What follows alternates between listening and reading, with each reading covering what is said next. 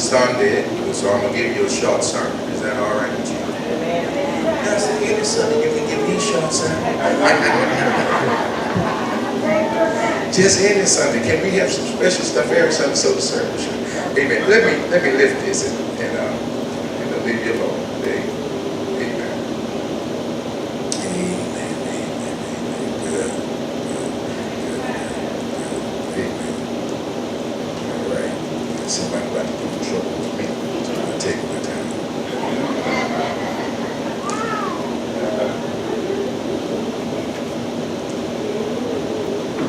Joshua chapter 4, verse 8 verses. This is our 8th year. 7 years from the storm to the hotel to bedtime.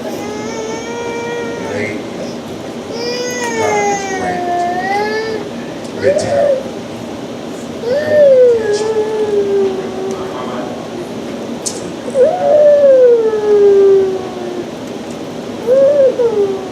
And it came to pass when all the people was clean,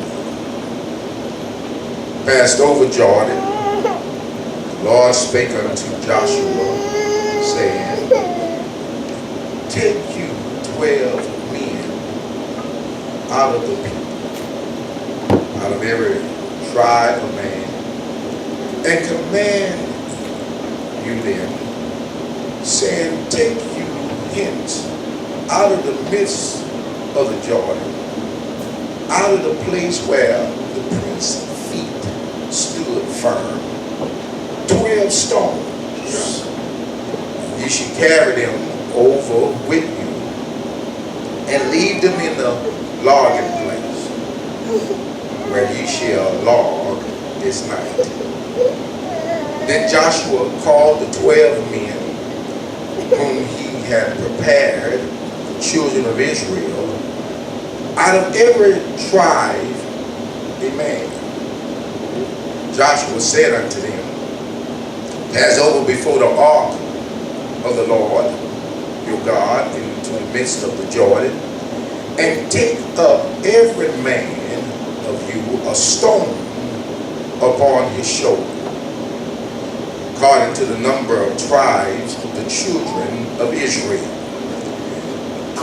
that this may be a sign among you, that when your children ask their fathers in the time to come, saying, what means ye by these stones? Then you shall answer them that the waters of Jordan was cut off before the ark of the covenant of the Lord. When it passed over Jordan, the waters of Jordan were cut off, and these stones shall be a memorial unto the children of Israel forever. This is where the new beginning started for everyone. If you want a new beginning, this was what you started. Verse 8 is how you get a new beginning. I don't care where you are, what you're dealing with, what you're going through. This is how you get it to start all over again, all again. Watch what it says. It says, and the children of Israel did as Joshua commanded, and took up 12 stones out of the midst of the Jordan, as the Lord spake unto Joshua, according to the number of tribes of the children of Israel, and carried them over with them unto the place where they logged, and laid them down there. Amen.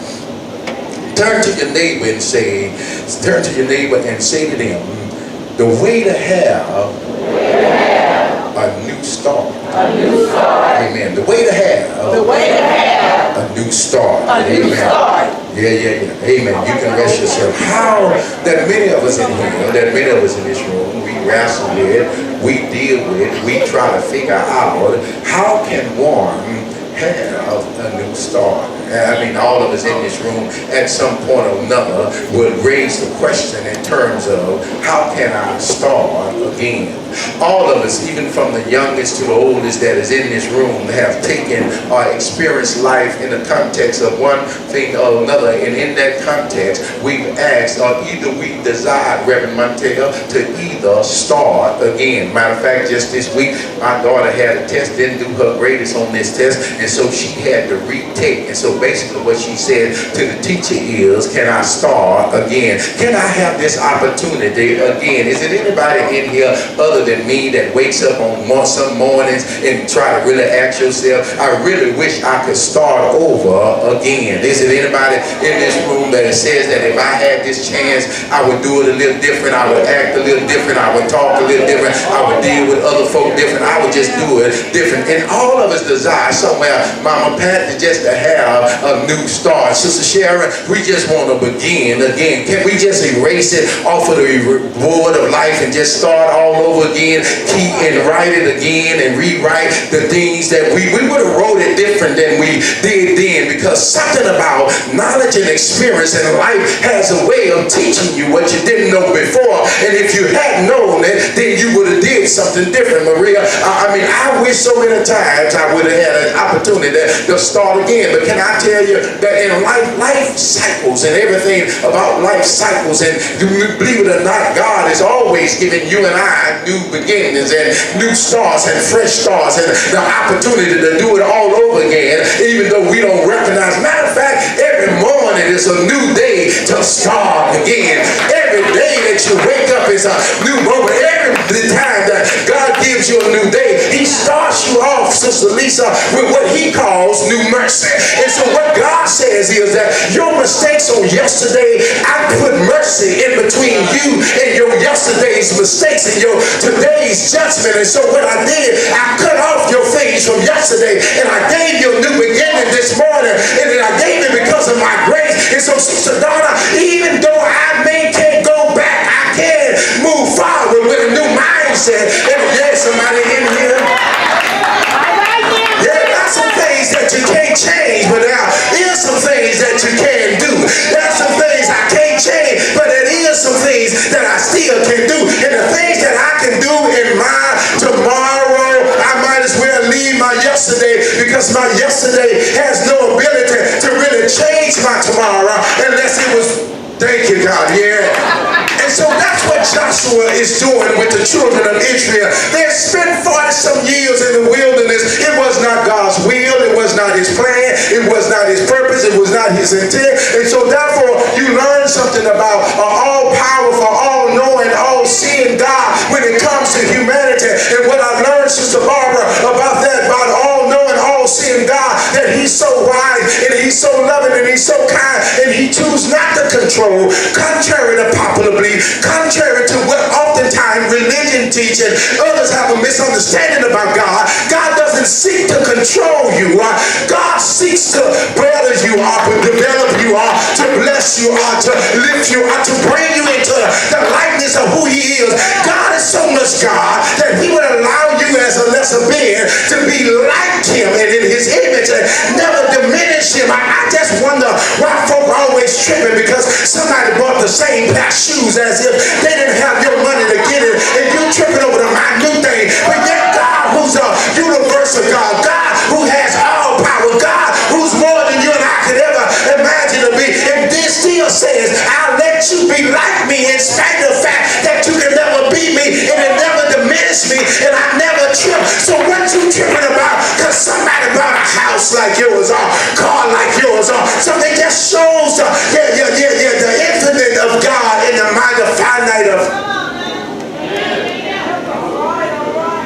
And God who raised the nation to be his people, God who stepped out in the middle of nothing and created a world that it may give their identification to his invisibility, God who created a world and therefore created man in his likeness and image and said to man, operate like a little me in here and run this thing like I wanted to be ran, so that you can constantly speak to every demonic force that was around me or every demonic force that attempted to be me, that say to them that God would take a lesser and make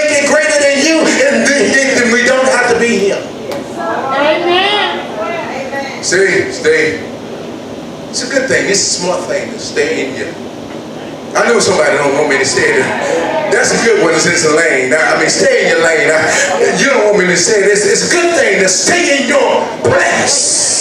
Because you've been placed in a place where you can be the highest of who you are and operate to the maximum of your capability, and that's what makes you happy.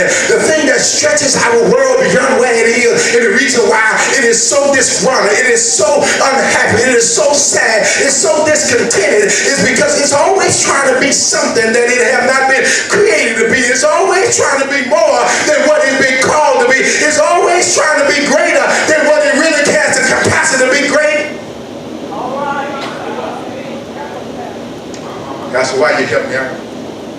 Because the problem of Israel, that they always, Brother Joe, wanted to be other than what God had created them to be. And because of that, they always had lesser moments when they wanted to be greater. Ever seen somebody like that? You want to be great because you're trying to be great out of your context. You end up being smaller than what you really would have been if you could have just accepted your smallness.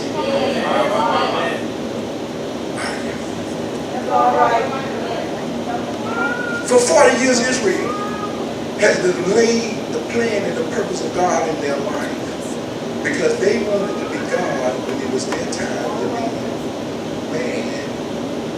And then they wanted to be lesser man when it was their time to step up to be the little gods. Y'all forgive me if I call little gods, because don't even mean that ain't no disrespect to God. He's never challenged for his position, so he's never bothered by our implications. I use it in the same context that you say man of God, woman of God, children of God, people of God. Got it? When it was their time to be the people of God, which represent him here, which is a conduit, when they should have been a conduit of his power and his capability, they shrank. And for 40 years they ended up in the wilderness because God says, go into the land, I'm going to give it to you. And I don't know about them, but I've learned as the pastor of Midtown Family Worship Center, God will give you a land that you weren't prepared to receive if you just trust him. God will take you to places. Somebody in here have testimony in terms of where you are. You know it wasn't all your capability. You know it wasn't all the fact that mama got you here, daddy got you here, your money got you here, your mind got you here.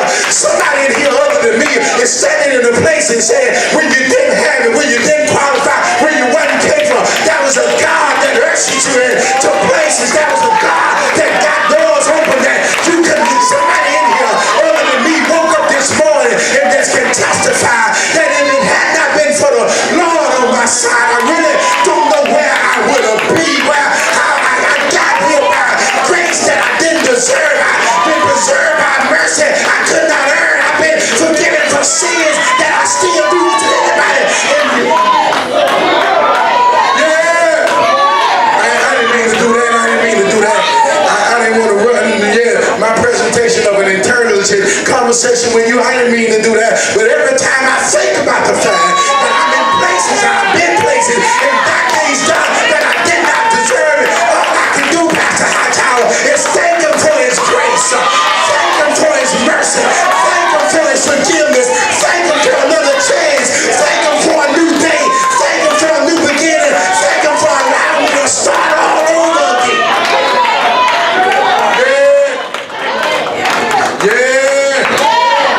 Just every now and then I missed it. Every now and then he told me to praise him and I complained. Every now and then he told me to trust him and I distrusted him. Every now and then he told me just to hold my peace. And Sister Key, I opened my mouth. Every now and then I got out of my way when it was my time to be God's son. I was acting like somebody else's son, lesser than a God's son. And because I was acting less, because I didn't let him be who he was in my life, I ended up not being who I was supposed to be. And Israel missed it. Because they wanted to be God in one context. And then they was too small to be God's man in another context. Almost remind me of humanity. It sets me the rumor and the altar and the reminiscent in terms of humanity. Always trying to be bigger when you ought to be smaller, and always being smaller when you ought to be bigger. I'm trying to figure out what kind of diagnosis is that. Can somebody help me in here diagnose humanity? Because I'm trying to figure out what kind of crazy are we?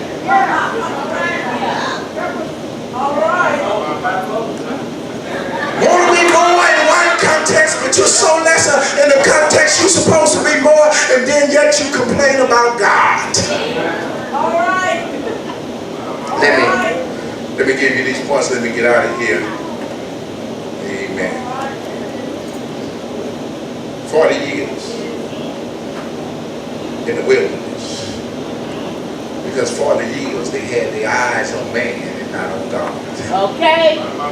When God sends them into the land, they look and see everything in the land. They see that it's great and they love it. They recognize it is where I would want to be. But the problem is the people in there is bigger than I am. And because they're bigger, because they're greater in number, they're greater in size. And so because of that, I am definitely intimidated by them. Because versus looking at God,